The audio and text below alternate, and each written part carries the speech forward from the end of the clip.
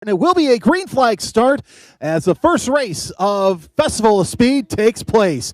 Field working their way around into turn number one. Your leader will be, it looks like the 313 of Karlinskis making his way into the early lead, which is pretty interesting because he had a huge lead going into qualifying, single file for the most part through most of the field. We see that Bernardi works his way into formation, and near the back we see the GT5 cars start to battle their way for position. Keep an eye on that number 22. That's Sean Bidet.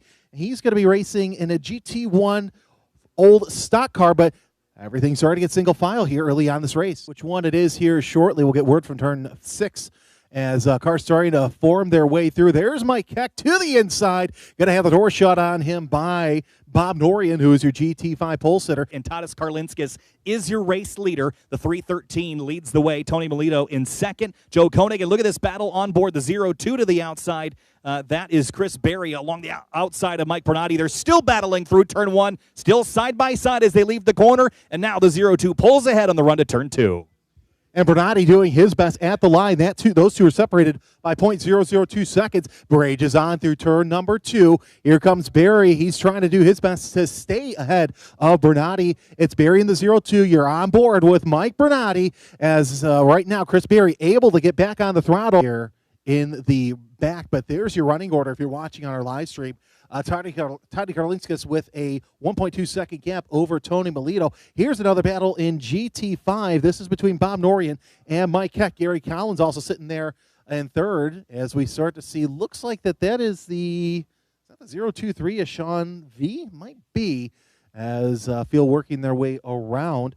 But yeah, Sean V actually got around Gary Collins, so he's making his way in GT4 machinery. There's the battle for the lead in GT5. Looks like Keck going to the inside of Norian. They're side by side. Norian shuts the door. Nice little high, wide, and handsome pass around turn number 16. Then Norian has to give you space into the following corner. So we'll continue to watch that battle, that ND Generation MX-5. Very light on its feet, but Keck using every inch of the road plus a couple inches on that red and white striped curbing.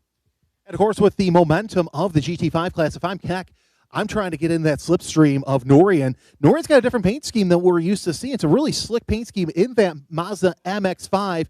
And Keck, he's trying to have all the racetrack and then some so he can catch up. Well, his best beneficiary right now is going to be that 229 of Margosian because once more, Collins looking pretty good. Actually, I think that is, 323 of Gary Collins.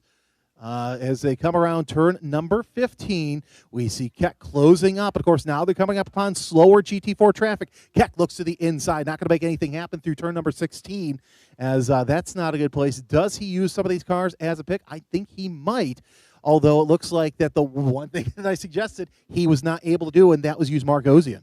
Elkhart Lake, so congratulations. He actually won it with his Gen 1 Daytona prototype, so that's pretty interesting as well. Oh, I know. I miss Daytona prototype racing. Miss calling it, too. I actually have a friend who's down in at Kansas Speedway, and it's like, oh, I remember calling that race. I was actually in pit road for that. First and only Grand Am Rolex Series race. That was a lot of fun.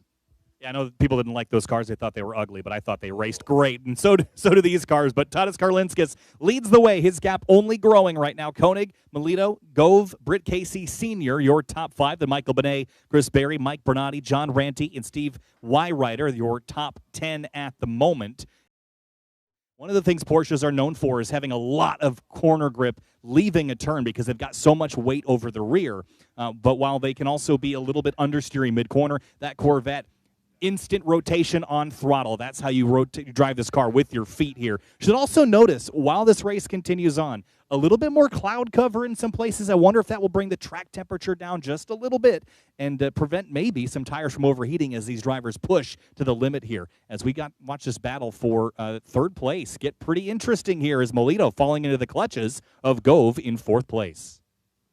Yeah, certainly all by himself out front, but it's not over till it's over. I've called a lot of races where things have changed drastically on that final lap, even with an enormous lead. So Karlinskis leads the way, but Koenig, Melito, and Gove 2nd, 3rd, and 4th. And, of course, that 91 Corvette closing in on Melito. And you have, as our eyes are on the starter, Tony Karlinskis is your leader. He's going to look up and see the white flag. 1 lap to go for Karlinskis. He's made his way into the GT5 field. What happens in turn number one? Does Gove have enough? It might be a little too far away. And yes, he is, but he's still got one lap under 3.5 miles to go, Kyle. You think Gove can get it done? He's got 18 more opportunities to do it, and he's been so close. But last time, Melito, again, still slower, and with that, Gove has slowed up as well. So he's being held up by the Porsche. Can you find a way around here? Wow, that's a shallow turn two there for Gove, the number 91, trying to close the difference to Melito. Porsche versus Corvette. This is a classic GT racing battle. Into turn four now. Gove again sets himself off to the left just to get the left side mirror. Still Melito and Gove. Oh, Gove under that rear wing. Of course, looks like he does have some slower traffic to work with if he can't get it done. But now Melito able to jump on, although Gove looking to the inside, going to think better of it, and probably saw that lap traffic. I thought, maybe I can do this. Yeah, I think Gove, he's being out-accelerated by the Porsche because of all that rear grip the Porsche 911 has on corner exit. Its advantage is there. Towards the end of the straight, maybe it's back to the Corvette's favor, but all this is for a podium spot behind Tadas Karlinskis, who works his way down the last couple of straightaways, entering turn number 17 right now. Just 2 corners left for Tadas Karlinskis in the GT Challenge race. Through the last 2 turns, Jeremy, here he comes. He got a good jump off the finish and opened up a huge gap. And it was none the wiser for anybody else. Checkered flag will come out. Double checkers, actually. Tadas Karlinskis is your overall and GT1 winner. He'll take second place, and here comes your battle for third. I don't think Gove will have enough, though there may be slower traffic. As they come down the line, it's going to be Melito. Melito takes third place overall. And in GT1, that was close. GT5 battle for the lead again. That's the 89 of Bob Norrie and his MX-5 and the 691 of Mike Keck. As we're seeing cars come down the finish straight. There's the 7. We'll come down to the twin checker. Scott Benning with a great showing. There's Roy Lipner, your winner. Scott Benning Sr. sits in second place. Sean V. in the 023 sits third. As it looks like that is our GT5 battle. Yes, that is a MX-5. And that does it. So Bob Norrie wins over Mike Keck, and that gap opened to 1.6 seconds. But your winners in all 5 classes include Tadas Karlinskis, your overall and GT1 winner. Britt Casey, your winner there in GT2 in his BMW. In GT3, it's Chris Berry, GT4's Roy Lipner, and GT5 Bob Norrie.